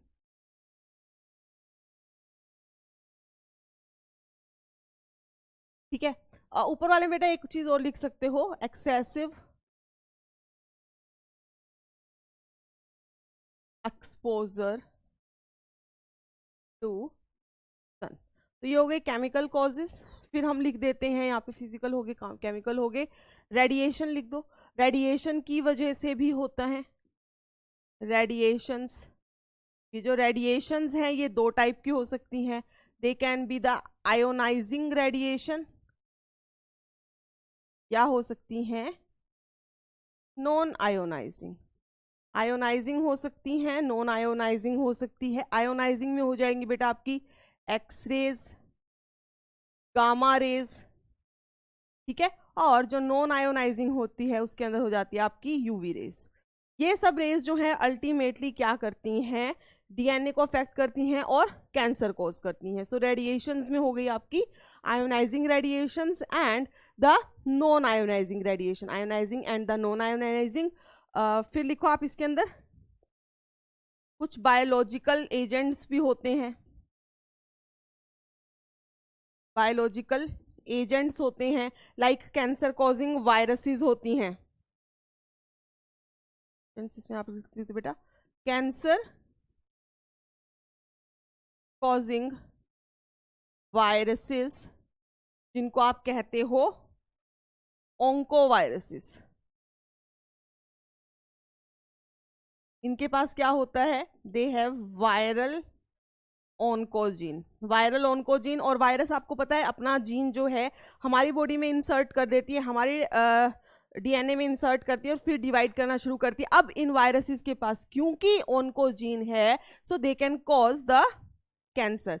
इसमें एग्जाम्पल आप लिख सकते हो बेटा HPV, that is human papilloma virus, जो जेनाइटल वॉट्स करती थी, and HBV that is hepatitis B virus, ठीक है? इसके अलावा भी काफी हैं, को ये याद रख लेनी है, ठीक है? सो कॉजेज ऑफ कैंसर को बहुत सारे हो सकते हैं, can be the physical cause, chemical cause, radiation हो सकती हैं, बायोलॉजिकल एजेंट्स हो सकते हैं, ठीक है? तो कॉजेज काफी सारे हो सकते हैं। अब जब हम बात करते हैं, मान लो ये सब क्या होते हैं, कॉजेज ऑफ कैंसर बेसिकली क्या है, कार्सिनोजन है, जो कैंसर को इंड्यूस करते हैं, ठीक है? मान लो बेटा कि ये सेल था, ये सेल था, इसके पास बहुत सारे कार्सिनोजन आए, कोई भी कैसे भी करके जो है कार्सिनोजन आए। मान लो ये सेल था, ठीक है?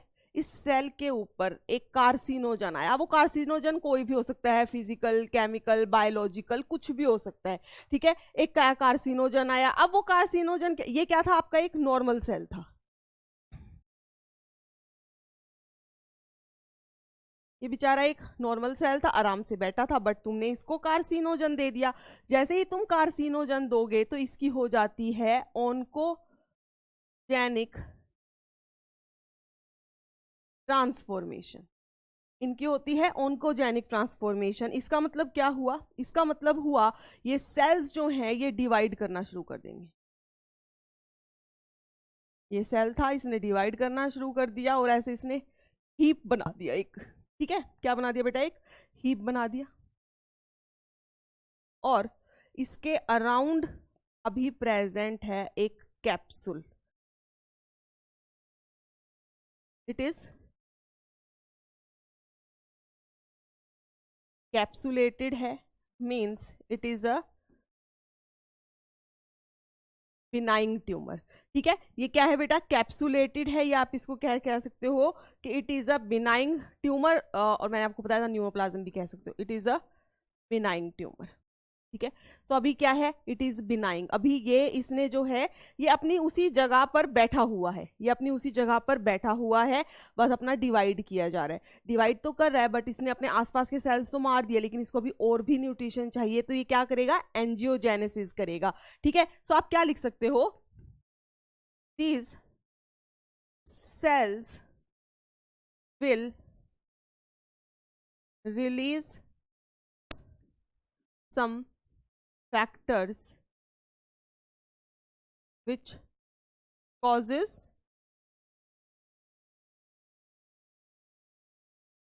एंजियोजेनेसिस। एंजियोजेनेसिस आपको पता है बेटा, न्यू ब्लड फॉर्मेशन होनी स्टार्ट हो जाएगी, न्यू ब्लड वेसल फॉर्मेशन। देख रहे हो इस ट्यूमर के अंदर जो है न्यू ब्लड वेसल्स की फॉर्मेशन हो गई है।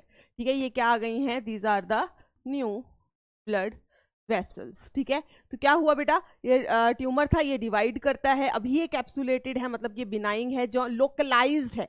कैप्सुलेटेड है, बिनाइंग है, मींस इसका मतलब क्या हुआ, इट इज लोकलाइज्ड।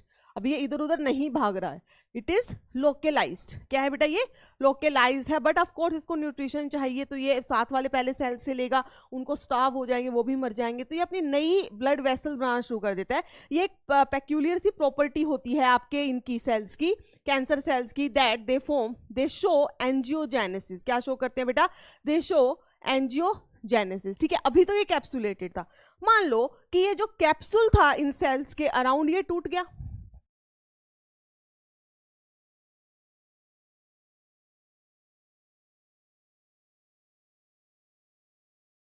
जो ये हमने कैप्सूल बनाया था सेल्स के अराउंड, बेटा ये टूट गया।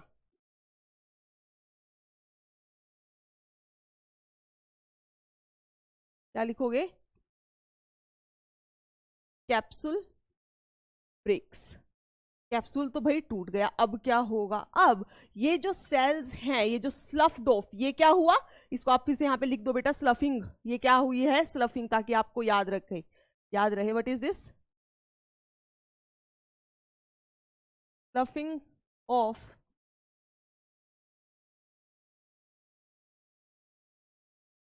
मैलिग्नेंट सेल्स की स्लफिंग हो गई है। स्लफिंग होने के बाद मैंने आपको बताया था कि ये जो है ब्लड वेसल्स के थ्रू डिस्टेंट साइट पर चले जाएंगे। ये सेल्स आए, ये सेल्स आ रहे हैं, ये सेल्स आ रहे हैं। ठीक है, ब्लड वेसल्स के थ्रू ये यहाँ पे चले गए, यहाँ पर आए, आए, और क्या किया इन्होंने, डिस्टेंट साइट पर न्यू ट्यूमर।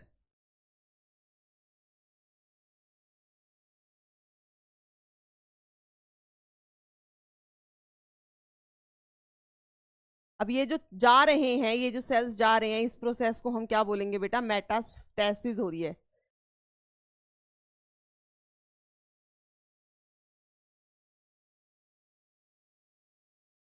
क्या हो रही है, मेटास्टेसिस हो रही है। ठीक है, मेटास्टेसिस मतलब कि ये स्प्रेडिंग,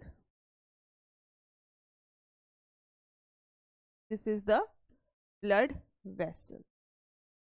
समझ आ रही है बात, क्या हुआ, जैसे ये कैप्सूल का ब्रेक हुआ तो जो मैलिग्नेंट सेल्स थे उनकी स्लफिंग ऑफ हुई, मतलब ये जो मेन आपका ट्यूमर था इससे दूर हो गए और ब्लड वेसल्स के थ्रू न्यू डिस्टेंट साइट पर गए, और वहां जाकर भी क्या बना दिया, एक नया ट्यूमर बना दिया।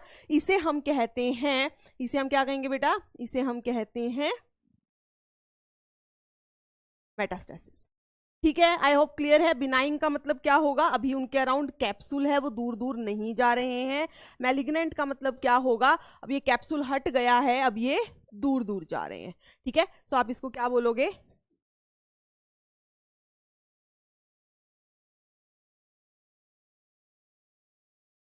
Malignant tumour. ठीक है, चलो अब एक चीज और पढ़ लेते हैं हम, टाइप्स ऑफ ट्यूमर। ठीक है, एक तो हमने बिनाइंग और मैलिग्नेंट तो पढ़ लिया बेटा, अब उसी हिसाब से कुछ टाइप्स ऑफ कैंसर भी होते हैं, लाइक किसी को आप कहते हो कार्सिनोमा, किसी को कहते हो सार्कोमा, किसी को कहते हो लिम्फोमा या ल्यूकीमिया। ठीक है, कहते हो कि नहीं? बिल्कुल कहते हो। ठीक है, तो सबसे पहले हम लिख देते हैं यहां पर टाइप्स ऑफ कैंसर में, first one is the carcinoma, then sarcoma, फिर आ जाएगा बेटा आपका ल्यूकीमिया, या आप कह सकते हो इसको लिम्फोमा। क्या कह सकते हो? लिम्फोमा। अब इनका मतलब क्या है? इनका मतलब ये है, कार्सिनोमा का मतलब है उन सेल्स के अंदर कैंसर विच आर, जिनका ओरिजिन जो है एक्टोडर्मल है। ठीक है, cancer in ectodermally derived cells, mainly आप कह सकते हो इसके अंदर एपिथेलियल सेल्स। ठीक है, यहां पर क्या होगा? Cancer in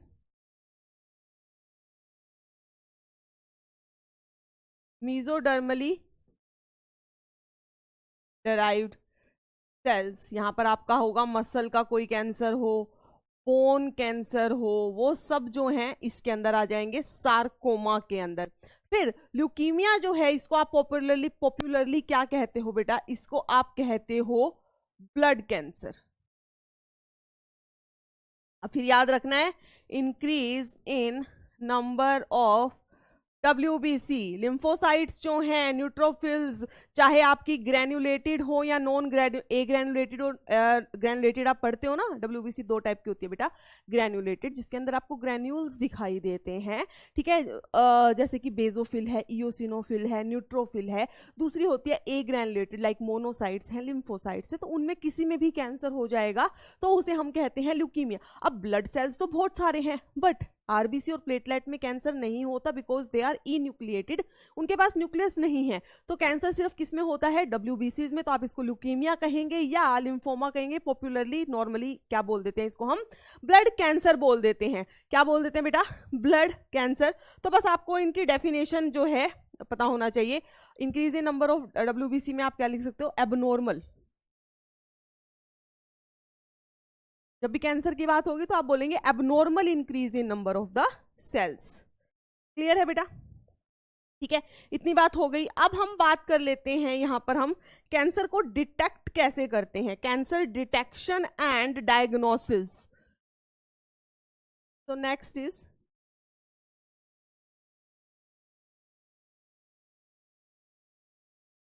detection and diagnosis. Cancer जो है उसको आप डिटेक्ट कैसे करेंगे, उसको डायग्नोज कैसे करेंगे? सबसे पहली बात तो ये है बेटा, अर्ली डायग्नोसिस। जितना जल्दी कैंसर डिटेक्ट हो जाए उतना ही सक्सेसफुल उसका ट्रीटमेंट होता है। अर्ली डायग्नोसिस का सिंपल सा मतलब है सक्सेसफुल ट्रीटमेंट। अर्ली डायग्नोसिस का मतलब होता है बेटा सक्सेसफुल ट्रीटमेंट। तो काफी सारे डायग्नोस्टिक टूल्स जो हैं वो यूज किए जाते हैं। सबसे पहले कौन सा होता है? First one is the biopsy. ठीक है, biopsy and histopathological study. Biopsy and histopathological study of tissue, blood and bone marrow, of the tissue, blood and bone marrow for increase cell count। ठीक है, अब जो आपका मान लो कि किसी भी रीजन में आपकी एक बायोप्सी किया, नॉर्मली पता क्या करते हैं, जब मान लो कि एक ट्यूमर था, एक गांठ सी बनी हुई थी, वो लोकलाइज थी, डॉक्टर ने उसका थोड़ा सा एग्जामिनेशन किया, उस डॉक्टर ने कहा इसको निकाल देते हैं। डॉक्टर ने उसको निकाला, उसके बाद उसको जो है लैब्स के अंदर भेजा गया कि भाई इसकी स्टडी करो, इसके सेल्स की क्या है ये। तो जब उसकी सेल्स की स्टडी की जाती है तो उन सेल्स में दिखता है कि they are anaplastic, they are hyperplasia, और क्या थे आपका हाइपरप्लास्टिक न्यूक्लियाई है, ये सब वहाँ पर हाइपरक्रोमैटिक न्यूक्लियाई, ये सब चेंजेस जो हैं देखने को मिल रहे हैं सेल्स में। तो आपको लैब से रिपोर्ट आएगी कि भाई इसमें तो कैंसर था। ठीक है।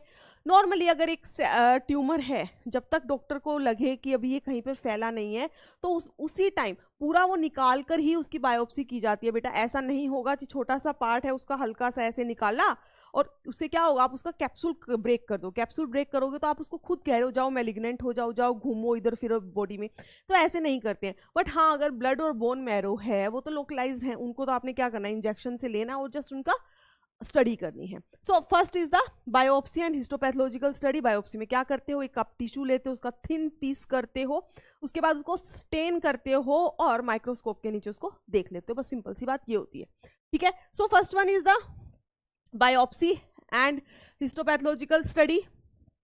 ठीक, नेक्स्ट जो है बेटा, नेक्स्ट के अंदर आप क्या ले सकते हो, रेडियोग्राफी।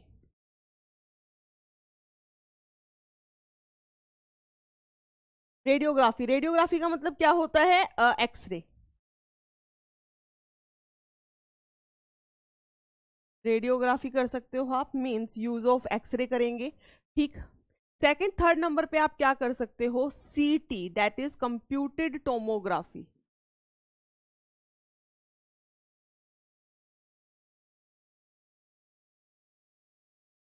यहां पर जो है आपको एक 3D इमेज मिलती है,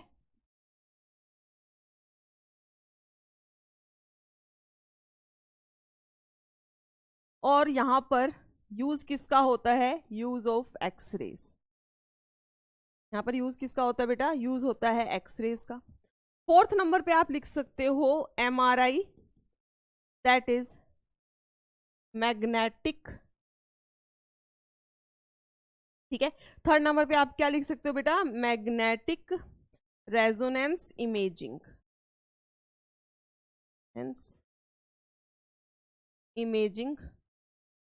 ठीक है, इसके अंदर एक्सरेज यूज नहीं होती हैं, नॉन आयोनाइजिंग रेडिएशन यूज होती हैं।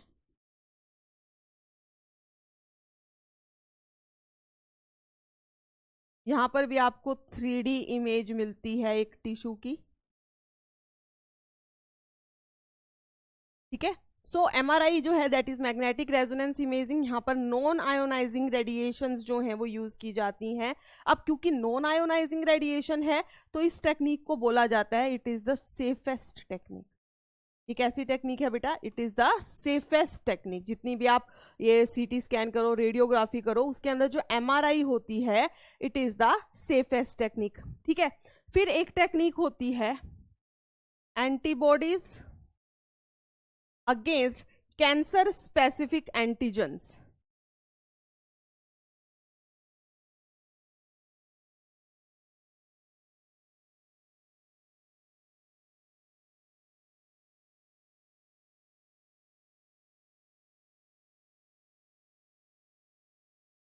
Antibodies against cancer specific antigens are also used for the detection of the cancer। ठीक है, देखो आपका कैंसर सेल्स हैं, आपका अगर कैंसर सेल्स हैं तो भाई सिंपल सी बात है उनके पास क्या होगा, एंटीजन भी होगा। उन एंटीजन के लिए हम कुछ एंटीबॉडीज बाहर से बॉडी में देते हैं और इन एंटीबॉडीज के पास कुछ ऐसा हम जो ल्यूमिनेंट सा एक डाई उसके अंदर इंजेक्ट कर देते हैं कि जहां पर भी एंटीबॉडी जो है उस एंटीजन से जाकर कनेक्ट करेगी। कब करेगी, जब हमें पता हो कि हाँ ये स्पेसिफिक कैंसर हमें लग रहा है, इसके पास यही एंटीजन होगा और उस स्पेसिफिक एंटीजन के लिए स्पेसिफिक एंटीबॉडी है। अगर वो जाकर अटैच कर गई, आपको एक जगह पर बहुत सारी मिल गई, तो आपको पता लग जाएगा कि हाँ इस साइट पर जो है कैंसर है। तो एक नई टेक्निक है।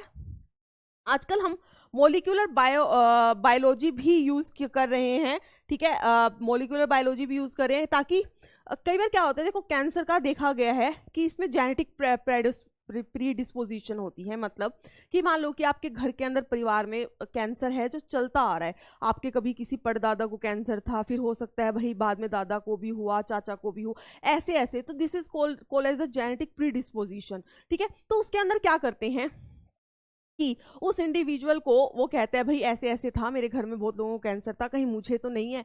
तो डॉक्टर्स क्या कर रहे हैं कि उनके है जो पूरे है जो क्रोमोसोम्स हैं, जीन्स हैं, उनका एक स्टडी कर रहे हैं और देख रहे हैं कि वहां पर अगर कि ऐसा तो नहीं है कि ये जीन्स जो हैं काफी जल्दी जो है कन्वर्ट हो सकते हैं किसके अंदर, ऑन्कोजीन्स के अंदर। अगर ऐसा है तो उनको वहीं पर रोका क्यों ना जाए। तो ये टेक्निक जो है इस पे स्टडीज रिसर्चेस जो है अभी चल रही है, ठीक है। तो technique of molecular biology can be applied, क्या लिख सकते हो, technique of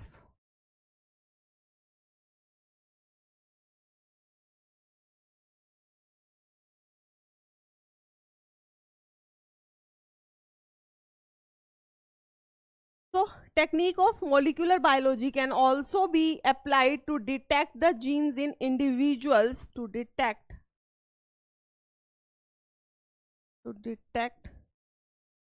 genes in susceptible individual, लिख दो, सिंपल सी बात। जहां पर होने की प्रोबेबिलिटी ज्यादा होगी उनको बोलते हैं susceptible,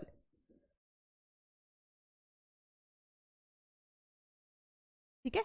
So, technique of molecular biology can be applied to detect the genes in susceptible individual, कुछ कैंसर्स के अंदर इसको किया जा रहा है।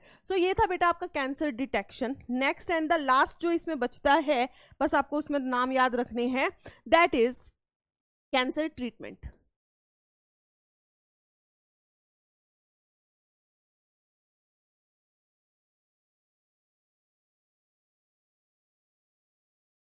कैंसर का ट्रीटमेंट, कैंसर ट्रीटमेंट की अगर हम बात करें तो सबसे पहले यहाँ पर आप क्या करते हो बेटा, सर्जरी करते हो कि उसको पूरा रिमूव कर दो। रेडियोथेरेपी, जहाँ पर रेडिएशंस दी जाती हैं, बेसिकली गामा रेज दी जाती हैं ताकि जो सेल्स हैं उनको हम मार सकें, ठीक है। कीमोथेरेपी, कुछ मेडिसिन्स हैं जिनका यूज किया जाता है to kill the cancer cells. तो सबसे पहले आप क्या लिख सकते हो, first one is the surgery, then आप लिख सकते हो बेटा रेडियोथेरेपी, यहाँ पे क्या यूज करते हैं हम, गामा रेज यूज करते हैं, ठीक है। फिर आएगा बेटा आपका कीमोथेरेपी, यहाँ पर कुछ ड्रग्स यूज की जा रही हैं, ड्रग्स लाइक विनक्रिस्टिन, विनब्लास्टिन। कहां से मिलती हैं, इनका सोर्स क्या है, इनका सोर्स है बेटा विनका रोजिया का, रोजिया जिसे आप कहते हो सदाबहार फूल, ठीक है। अगर अब मुझे नहीं पता आपने सुना है कि नहीं, नहीं तो ये बहुत कॉमन है कि जिनको कैंसर होता है उनको बोला जाता है भाई सदाबहार फूल खाओ। सदाबहार फूल होते हैं, व्हाइट कलर के होते हैं आई थिंक, तो मतलब जो भी है सदाबहार फूल खाओ। क्यों? क्योंकि अल्टीमेटली जो मेडिसिन है वो भी इनसे ही बन रही है, विनका रोजिया फ्लावर, दैट इज सदाबहार फूल। कौन सी मेडिसिन है बेटा, विनक्रिस्टिन एंड विनब्लास्टिन, ठीक है। तो सर्जरी हो गई, रेडियोथेरेपी हो गई, कीमोथेरेपी हो गई, ठीक है। अब जो कीमोथेरेपी है इसके कुछ साइड इफेक्ट्स भी रहते हैं, side effects like hair loss होना, अनीमिया होना, ये सब काफी इसके जो साइड इफेक्ट्स हैं, हेयर लॉस।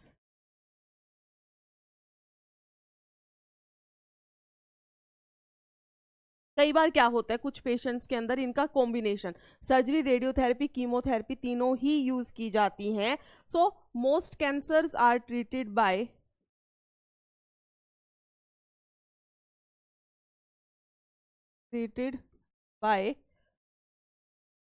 कॉम्बिनेशन